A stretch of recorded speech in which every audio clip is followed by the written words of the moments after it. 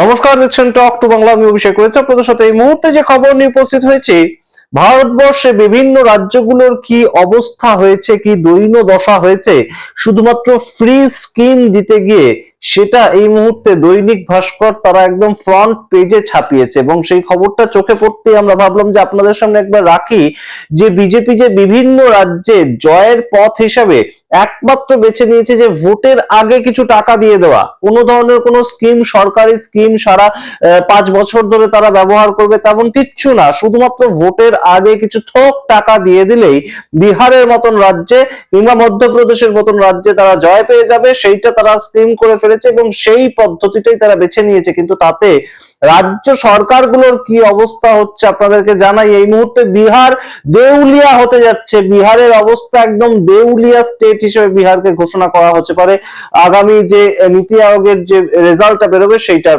পদ্ধতিতে।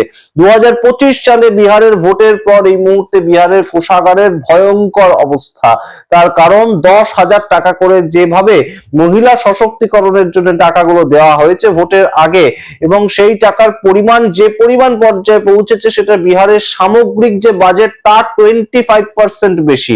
সুতরাং বোঝার চেষ্টা করুন, এই মুহূর্তে শুধুমাত্র টাকা দিয়ে ভোট কিনে নেওয়ার যে একটা চটজলতি পদ্ধতি ভারতীয় জনতা পার্টি থেকে শুরু করে বিভিন্ন পার্টি, তারা বিভিন্ন পলিটিক্যাল পার্টি এই ঘটনার আওতায় আসে, তারা এই পদ্ধতি ব্যবহার করে, কিন্তু সেই ক্ষেত্রে একটা লিমিট পর্যন্ত ব্যবহার করে। একদম 10,000 টাকা দিয়ে দিলাম, 10,000 টাকা প্রতি পরিবারে এক একজন মহিলাকে দেওয়া হয়েছে, সেটা অবশ্যই এই মুহূর্তে বিহারকে সম্পূর্ণভাবে ধসিয়ে দিয়েছে। এবং শুধু সেই তালিকায় বিহার নয়, তামাম রাজ্য রয়েছে এর মধ্যে। মধ্যপ্রদেশ, পাঞ্জাব, রাজস্থান, প্রত্যেকটা রাজ্যের একই অবস্থা। আপনাদের সম্পূর্ণ রিপোর্টটা দেখালে আপনারা বুঝতে পারবেন যে শুধুমাত্র পলিটিক্যাল এজেন্ডা সেটাকে ফুলফিল করার জন্য, ভোটে জেতার জন্য রাজ্যের কথা না ভেবে প্রত্যেকটা রাজ্যের কি অবস্থা। পশ্চিমবঙ্গ কিন্তু সেই তালিকায় নেই। দৈনিক ভাস্কর যে রিপোর্টটা বের করেছে সেখানে পশ্চিমবঙ্গেও লক্ষ্মীর ভান্ডার চলছে বই কি, কিন্তু সেটা একটা লিমিটেড সংখ্যা পর্যন্ত, সেটা একটা আওতায় রেখেই এই মুহূর্তে পশ্চিমবঙ্গের বিষয়টা চলছে। হঠাৎ করে যে লক্ষ্মীর ভান্ডার 5,000 টাকা বা 10,000 টাকা করে দেওয়া হয়, আমরা জানি না পশ্চিমবঙ্গের কোষাগারেরও কি অবস্থা হবে। কিন্তু এই পরিস্থিতি সামগ্রিকভাবে বিহারে যা অবস্থা ঘটেছে এখন, সেটাকে অবশ্যই কিন্তু চোখে আঙ্গুল দিয়ে দেখাচ্ছে। সমস্তটা ব্যাখ্যা করবো বিস্তারিত। তার আগে অবশ্যই টক টু বাংলা ইউটিউব চ্যানেলটিকে সাবস্ক্রাইব করে দিন, ভিডিও দেখুন শেষ অবধি স্কিপ না করে। আপনারা জানেন এই মুহূর্তে দৈনিক ভাস্কর তারা একটা খুব গুরুত্বপূর্ণ রিপোর্ট বের করেছে, আপনাদেরকে আগেই বললাম। এবং মানুষ যেভাবে উপকৃত হচ্ছে বলে এক একটা পার্টিকে ভোট দিয়ে দিচ্ছে, একদম তুরন্ত ঘটনাটা ঘটে যাচ্ছে। ভোটের আগে তাদের খাতায় এসে টাকা পড়ে যাচ্ছে, তারা গিয়ে ভোট দিয়ে দিচ্ছে। এই হচ্ছে সহজ হিসেব। এবং আপনাদেরকে বলেছিলাম বিহারের যেদিন রেজাল্ট বেরিয়েছিল সেই দিনই যে সম্পূর্ণ টাকার গন্ধে ভোট হয়েছে। আমরা যদি ধরেও নিই যে একদম ফ্রি অ্যান্ড ফেয়ার ইলেকশন হয়েছে, মানুষ সদিচ্ছায় ভোট দিয়েছে, তাহলেও বিষয়টা সবচেয়ে বড় স্ক্যাম যেটা ঘটেছে সেটা ভোট চলাকালীন পর্যন্ত বিহারে টাকা পৌঁছেছে মানুষের কাছে। যখন ভোট ছিল 6 নভেম্বর এবং 11 নভেম্বর, তার মাঝখানে পর্যন্ত 7 নভেম্বর মানুষের কাছে টাকা গিয়ে পৌঁছেছে। এইটা যদি একদম কোড অফ কন্ডাক্ট, যেটা নির্বাচনী বিধি যেটা, সেটাকে ভঙ্গ না করে, তাহলে নির্বাচন কমিশন যদি চোখ বুজে বসে থাকে, তাহলে অবশ্যই এই মুহূর্তে রাজ্য সরকারগুলো তৈরি হবে এইভাবে। অবশ্যই বিজেপি রাজ্য সরকারও তৈরি হবে। পশ্চিমবঙ্গে ভোট আসছে, পশ্চিমবঙ্গে টাকা দিলেও হয়তো পশ্চিমবঙ্গে এইভাবে ভোট হয়ে যেতে পারে, আমরা জানি না। কিন্তু সম্পূর্ণ বিষয়টা এই মুহূর্তে কোন জায়গায় দাঁড়িয়ে আছে আপনাদের বলি। অরবিন্দ কেজরিওয়াল এই প্রথম বিষয়টা এনেছিলেন যে ফ্রি ইলেকট্রিক দেওয়া হবে, ফ্রি জল দেওয়া হবে। এটা প্রথম অরবিন্দ কেজরিওয়াল যখন ক্ষমতায় ছিলেন দিল্লিতে এনেছিলেন। তার পরবর্তীতে নরেন্দ্র মোদী সেটাকে একদম গ্র্যাব করে নেন। এই ফ্রি দিলে মানুষ যে ভোট দিচ্ছে, এটা দেখে বিভিন্ন রাজ্যে লাডলি বাহন, লাড়কি বাহন, এই ধরনের বিভিন্ন যোজনা, এবং বিহারের ক্ষেত্রে তো একদম খোলাখুলি ভাবে 10,000 টাকা কেন দেওয়া হচ্ছে, কোন প্রসঙ্গে দেওয়া হচ্ছে কেউ জানে না। এবং কয়েকদিন আগে আপনাদেরকে দেখিয়েছিলাম যে লাডলি বাহন যোজনার টাকা দেওয়ার জন্য মধ্যপ্রদেশের সরকারের কাছে টাকা নেই।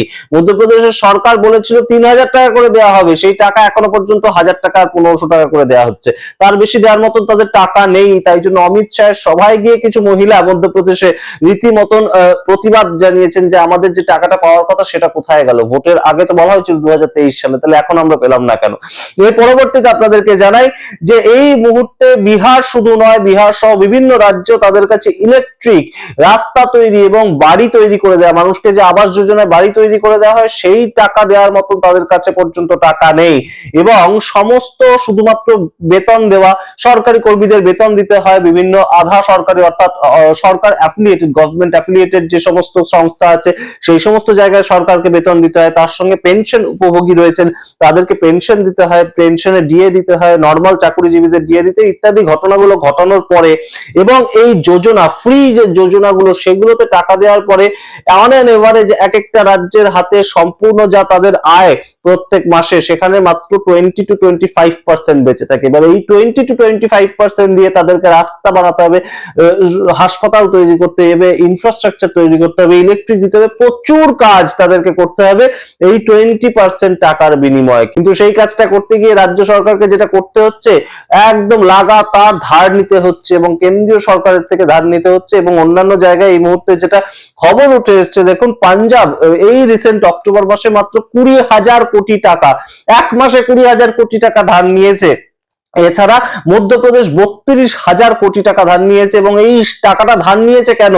সম্পূর্ণ তাদের যে ফ্রি স্কিম গুলো চলছে সেই ফ্রি স্কিম গুলোতে টাকা দিতে হবে বলে, অর্থাৎ মধ্যপ্রদেশের ক্ষেত্রে লাডলি বেহানা সেই স্কিম গুলোতে টাকা দিতে হবে। পাঞ্জাবে অবশ্যই আপনারা বলবেন যে আম আদমি পার্টি সরকার চলছে, কিন্তু সেখানেও একই পরিস্থিতি। প্রত্যেকটা রাজ্য সরকার ভোটে জয় পাওয়ার জন্য পলিটিক্যাল পার্টিগুলো বিভিন্ন স্কিম ফ্রি করে দিচ্ছে, কিন্তু সেগুলো দেওয়ার মতন তাদের আদৌ ক্ষমতা আছে কিনা সেইটা তো দেখতে হবে। এবার দৈনিক ভাস্করের এই রিপোর্টটার মধ্যে উঠে এসেছে প্রথমে মহারাষ্ট্র, তারপর মধ্যপ্রদেশ, তারপর রাজস্থান, তারপর বিহার, তারপর গুজরাট, তার পরবর্তীতে হরিয়ানা, তার পরবর্তীতে ঝাড়খণ্ড এবং পাঞ্জাব। প্রত্যেকটা রাজ্যের একই ধরনের ছবি, একই ধরনের অবস্থান উঠে এসেছে, তাদের রোজগার এবং পাশাপাশি একদম সম্পূর্ণ এই দৈনিক ভাস্কর লিখে দিয়েছে যে কামাই কত টাকা হচ্ছে, তার পরবর্তীতে তারা কত টাকা ব্যয় করছে এবং কত টাকা তাদের হাতে শেষ পর্যন্ত থাকছে। সম্পূর্ণটা এই মুহূর্তে যে ছবিটা উঠে এসেছে এই রাজ্যগুলোর ক্ষেত্রে, সেটা কিন্তু একটা ডাউন মাফিক গ্রাফ, অর্থাৎ কমপ্লিটলি তাদের হাতে টাকা থাকছে না। তাহলে এই বিভিন্ন যে ফ্রি স্কিম গুলো সেগুলো চালানোর কি দরকার? বিভিন্ন 5 বছর ধরে বিভিন্ন ধরনের স্কিম তারা করতে পারে, কিন্তু ভোটের আগে হঠাৎ একটা ফ্রি স্কিম চালানোর দরকারটা কি? এই প্রশ্ন এই মুহূর্তে ওঠে এবং সমস্ত রাজনৈতিক দলের ক্ষেত্রে এই প্রশ্নটা কিন্তু একদম একটা ভ্যালিড প্রশ্ন। এবং তার সঙ্গে বিভিন্ন যে জায়গায় সরকার চলছে, সারা ভারতবর্ষে 22টার বেশি রাজ্যে সরকার চলছে, এবং সেই রাজ্যগুলোতে অবশ্যই ভারতীয় জনতা পার্টি বা ভারতীয় জনতা পার্টি সমর্থিত সরকার চলছে, যেখানে সেই জায়গাগুলোতে অবশ্যই এই মুহূর্তে একটা প্রশ্ন ওঠে যে কেন এই ধরনের পরিস্থিতি তৈরি করা হচ্ছে। এবং তার মধ্যেই আবার নতুন ভাবে চাপ দিয়েছে এই মুহূর্তে রামজি বিল। আপনাদের সেটা একবার মনে করিয়ে দিই যে এখন থেকে 40% করে টাকা এক্সট্রা দিতে হবে 100 দিনের কাজের জন্য প্রত্যেকটা রাজ্য সরকারকে, সেটাও আবার নতুন একটা চাপ কেন্দ্র দিল। সুতরাং এই মুহূর্তে রাজ্য সরকারগুলো ফ্রি বিল দিতে গিয়ে, ভোট কিনতে গিয়ে সহজ কথায় যেভাবে দেউলিয়া হওয়ার দিকে এগোচ্ছে, সেগুলো কি রাজ্য সরকার জানে না? নাকি রাজ্য সরকারের থাকা দল জানে না? নাকি মোদিজি জানতেন না যে বিহারের পরিস্থিতি, বিহার সবচেয়ে পিছিয়ে পড়া রাজ্য অর্থনৈতিক ভাবে, সেখানে পরিস্থিতি যা, তাতে 10,000 টাকা দিলে বিহারের কোষাগারে চাপ পড়বে? এটা জানতেন না মোদিজি? এটা জানতেন না অমিত শাহ? অবশ্যই জানতেন। এটা অবশ্যই ধরে নেওয়ার কোনো জায়গায় নেই যে তারা জানতেন না, হঠাৎ করে হয়ে গিয়েছে। এবার আপনাদেরকে বলি একটা বিষয়, যে গরিব মানুষ তো অন্তত এটুকু বলতে পারবে যে আমরা ভোট দিই, তার বিনিময়ে টাকা পাই। এছাড়া যারা একদম বড় লোক, উচ্চ শ্রেণীর মানুষ, তারা কি বলতে পারবে? আমরা কর্পোরেট ট্যাক্সের ক্ষেত্রে অন্তত সরকারের কাছ থেকে ছাড় পাই। কিন্তু সবচেয়ে বেকায়দায় পড়বে কে বলুন তো? একদম মধ্যবিত্ত মানুষ এই মুহূর্তে এতটাই বেকায়দায় পড়বে, কারণ তাদের যে কোনো কিছু করতে গেলেই তাদের জিএসটি দিতে হচ্ছে। তাদের একটু যেহেতু টাকা পয়সা হয়েছে, তারা কখনোই চাইবে না তাদের কেউ অসুস্থ হলে তাকে সরকারি হসপিটালে নিয়ে যেতে, কারণ যে কোনো স্টেটের সরকারি হসপিটালের যা অবস্থা আপনারা জানেন নিশ্চয়ই, সেটা আমরা বলতে যাব না। কিন্তু এই মুহূর্তে সরকারি হসপিটালে তারা নিয়ে যাবে না, সেই ক্ষেত্রে তাদের প্রাইভেট ইন্স্যুরেন্স করতে হচ্ছে, এবং সেই জায়গা থেকে টাকা বেরিয়ে যাচ্ছে। এবং একদম বেসিক যেটা নিড, মধ্যবিত্ত মানুষ একমাত্র এখন একটাই আশা করতে পারে সরকারের থেকে, আমাদেরকে একটু মুক্ত মনে শ্বাস নিতে দিন, মুক্ত হাওয়ায় শ্বাস নিতে দিন। কিন্তু সেই হাওয়াও এতটা পরিমাণ দূষিত। এই মুহূর্তে দিল্লির একিউআই লেভেল দেখুন, গতকালই শেয়ার করেছে সোশ্যাল মিডিয়াতে, 1000 পেরিয়ে গেছে একিউআই লেভেল, যেটা 200 থাকলেও যথেষ্ট দূষণ হিসেবে ধরে ডাক্তাররা। সেখানে দিল্লিতে একিউআই লেভেল 1000 পেরিয়ে গেছে। এই নিয়ে সংসদে আলোচনা একদিনও হলো না, অথচ বন্দে মাতরম নিয়ে 10 ঘন্টা ব্যাপী আলোচনা হয়েছে। সুতরাং সামগ্রিক প্রেক্ষাপটটা এই মুহূর্তে মধ্যবিত্তের সবচেয়ে বেশি গলা কাটা যাওয়ার অবস্থা, এবং অবশ্যই এই মুহূর্তে যে চাপটা সারা বিভিন্ন জায়গা জুড়ে সারা দেশে সরকারগুলোর উপর পড়ছে, সেই চাপটা সরকার কতদিন নিতে পারবে আমরা জানি না, কেন্দ্র কতদিন সাপোর্ট করতে পারবে আমরা জানি না। এবং এই মুহূর্তে কেন্দ্রীয় সরকারের যেভাবে নীতি চলছে, তারা ক্ষমতায় থাকার জন্য যা কিছু করছে পরবর্তী দিনের কথা না ভেবেই করছে, এবং এইভাবে ভারত সরকার টিকবে কিনা আমরা জানি না, এইভাবে রাজ্য সরকারগুলো টিকবে কিনা আমরা জানি না। তবে অবশ্যই সামনের দিন কিন্তু আরো খারাপ হচ্ছে।